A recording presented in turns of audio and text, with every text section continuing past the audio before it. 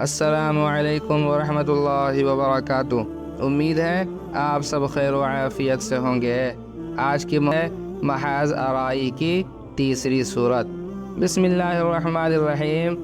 پہلوں کے واقعات اور افسانوں سے قرآن کا مقابلہ کرنا اور لوگوں کو اسی میں الجھائے اور پھنسائے رکھنا۔ چنانچہ نضر بن حارث کا واقعہ ہے کہ اس نے ایک بار قریش سے کہا، قریش کے لوگوں، خدا کی قسم تم پر ایسی افتاد آ پڑی ہے کہ تم لوگ اب تک اس کا کوئی توڑ نہیں لا سکے۔ محمد صلی اللہ علیہ وسلم تم میں جوان تھے تو تمہارے سب سے پسندیدہ آدمی تھے، سب سے زیادہ سچے اور سب سے بڑھ کر امانت دار تھے۔ اب جب کہ ان کی کنپٹیوں پر سفیدی دکھائی دینے کو ہے، یعنی ادھیڑ ہو چولے ہیں، اور وہ تمہارے پاس کچھ باتیں لے کر ہیں، تو تم کہتے ہو کہ وہ جادوگر ہے۔ نہیں، بخدا وہ جادوگر نہیں ہے۔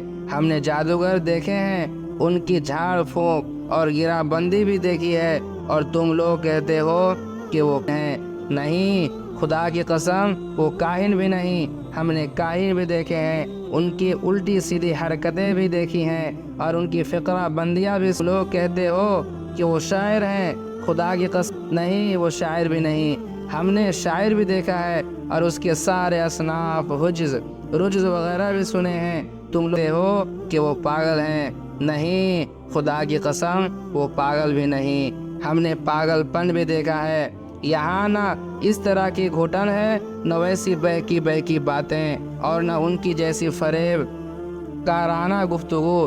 قریش کے لوگوں، سوچو، خدا کی قسم تم پر زبردست افتاد آ پڑی ہے۔ اس کے بعد نضر بن حارث ہیرا گیا، وہاں بادشاہوں کے واقعات اور رستم و اسفند یار کے قصے سیکھے۔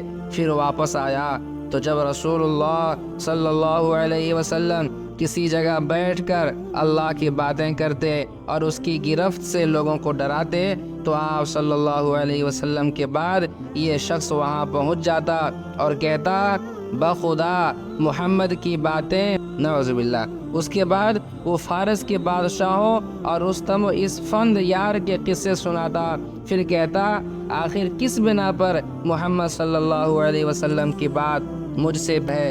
ابن عباس رضی اللہ تعالی عنہما کی روایت سے یہ بھی معلوم ہوتا ہے کہ نضر نے چند لونڈیاں خرید رکھی تھی، اور جب وہ کسی آدمی کے متعلق سنتا کہ وہ نبی کریم صلی اللہ علیہ وسلم کی طرف مائل ہے، تو اس پر ایک لونڈی مسلط کر دیتا، جو اسے کھلاتی پلاتی اور گانے سناتی، یہاں تک کہ اسلام کی طرف اس کا جھکاؤ باقی نہ رہ جاتا۔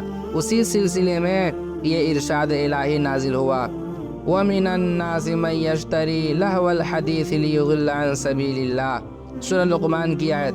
کچھ لوگ ایسے ہیں جو کھیل کی بات خریدتے ہیں تاکہ اللہ کی راہ سے بھٹکا دیں۔